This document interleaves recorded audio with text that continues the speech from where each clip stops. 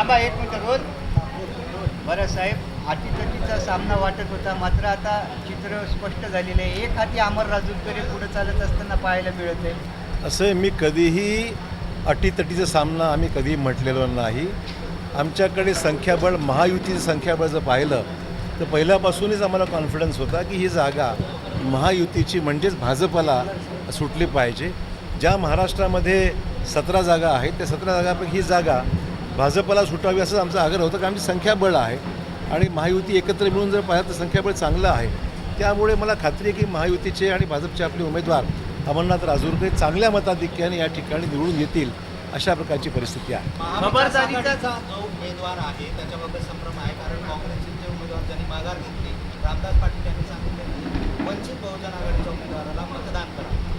असे विरोधकांमध्ये परस्पर एवढा समन्वयाचा अभाव आहे की त्यांच्यातच आपसात फार गोंधळाची परिस्थिती आहे. आणि ती गोंधळाची परिस्थिती पाहिली तर त्यांच्या मतदारांना नेमकं काय करावं हेच त्यांना समजत नाही आहे.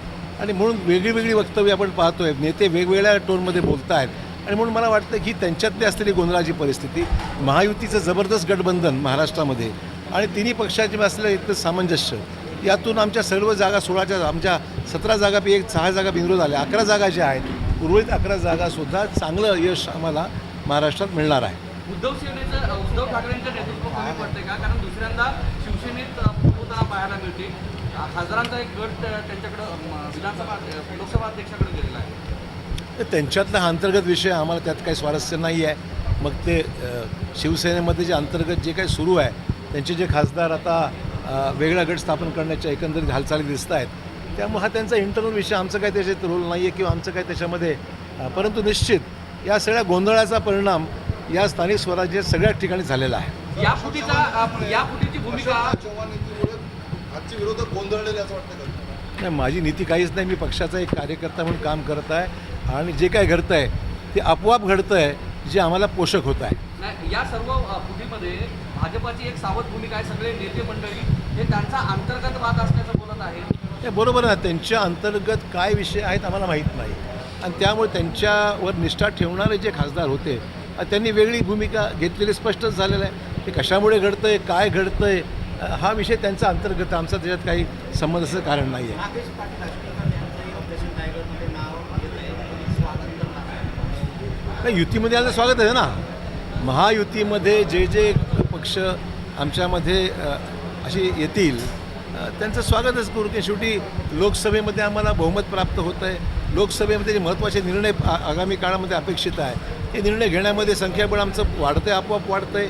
लोक हे विरोधकांमुळे, विरोधकांचे एकंदरीत सगळ्या या राजकीय ज्या घडामोडी घडत आहेत त्यामुळे वेगवेगळ्या राज्यात झालेल्या निवडणुका, त्या निवडणुकीचे आलेले परिणाम आणि त्याचा एकंदरीत परिणाम जो होतो आहे जनतेमध्ये आणि मतदारांमध्ये, ते पाहता मला वाटतं की त्यांना जाणीव आहे. म्हणजे TMCचा विषय असो, आपचा विषय असतो, सेनेचा विषय असतो, हे जे काही घडतं हे त्यांना दिसतं की आता हे काही टिकणारं हे जहाज नाही, हे बुडणारं जहाज आहे. आणि त्यामुळे चव्हाण एक नॉन करप्ट पॉलिटिशियन म्हणून ओळखल्या जाते. त्यांचं वक्तव्य असं आहे की तुम्ही हे सगळं डिलिमिटेशनसाठी करत आहेत म्हणून.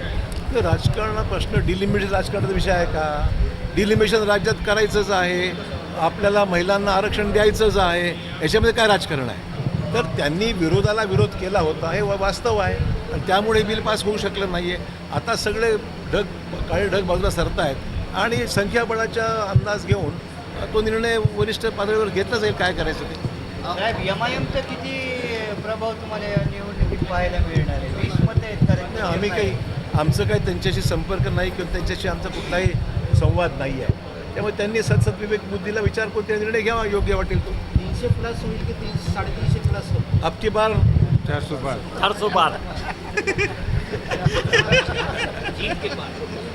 बरं, या निवडणुकीमध्ये आता भाजपचं हे विजयाचं चित्र स्पष्ट झालं आहे. नांदेड जिल्ह्याकडं विधान परिषद झाल्यानंतर पालकत्व येणार आहे असं समजतं, काय समजत आहे? मला यातली काहीच माहीत नाही. ज्या गोष्टी मुख्यमंत्र्यांच्या अखत्यारीत असतात मी भाष्य करणं उचित नाही आहे. हा निर्णय वरिष्ठ पातळीवर जे योग्य ते घेतीलच.